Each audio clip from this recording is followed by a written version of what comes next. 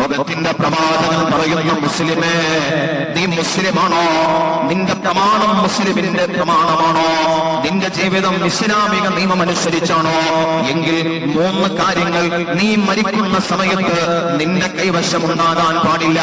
മരിക്കുന്ന നേരത്ത് 3 കാര്യങ്ങൾ നമ്മളിൽ ഉണ്ടാകരുത്. ഒന്ന്, അൽ ഖിയാനതു, വഞ്ചന. ഒരു മനുഷ്യനെയെങ്കിലും വഞ്ചിച്ചിട്ടാണ് നീ മരിക്കുന്നതെങ്കിൽ നിന്റെ അവസാനമാണത്. നീ തകർന്നു. ഇനി നിനക്ക് ഖബർ മുതലുള്ള ജീവിതം ദുഷ്കരമാണ്. പിന്നെ ലളിതങ്ങൾ പറഞ്ഞു അഹങ്കാരമാണ്.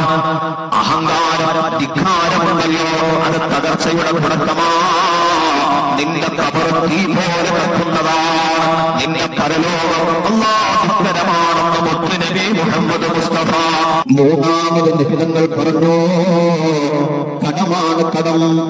ആരുടെയെങ്കിലും കയ്യിൽ നിന്ന് 1 രൂപയുടെ കടം നീ വാങ്ങിയിട്ട് അത് കൊടുക്കാൻ നീ പരിശ്രമിക്കാത്ത പക്ഷം പോലെ അത് വല്ലാത്തൊരു നഷ്ടമായി മാറും.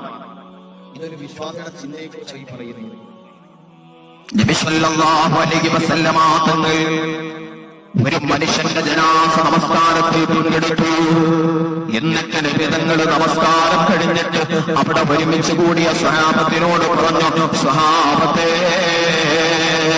ഈ മനുഷ്യന്റെ മേൽ കടമുണ്ട സ്വഹാബത്തെ, അത് വീടാൻ ആരെങ്കിലും മുന്നോട്ട് വരുമോ? ഇന്ന റജുലല്ലദീ മാത മിൻകും ഖദ് ഹുദു ബിസാനിൽ ജന്നതി മിൻ അജ്ലി ദൈൻ. പ്രിയപ്പെട്ടവരെ, ഈ മനുഷ്യന്റെ മേലുള്ള കടം, അദ്ദേഹത്തിന്റെ മേലുള്ള കടം, അത് വീടാൻ കഴിയാതെ മരിച്ചു പോയതിന്റെ പേരിൽ അല്ലാഹു പല നന്മകളും സ്വർഗം തടഞ്ഞു വെക്കപ്പെട്ടിരിക്കുന്നു.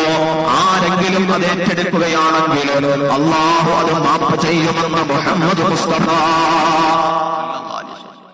മയ്യത്തെ പള്ളിയിൽ കൊണ്ടുവന്ന് വെക്കുമ്പോഴേ നമ്മുടെ പിന്നിൽ ഒരിക്കലും കടബാധിതനാവാൻ പാടില്ല.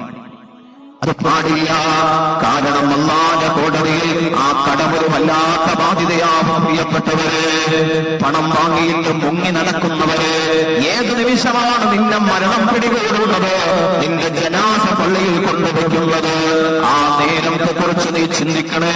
വാങ്ങുന്നത് പോലെ തന്നെ തിരികെ കൊടുക്കാൻ നിന്റെ മനസ്സിന് വ്യഗ്രത വേണം.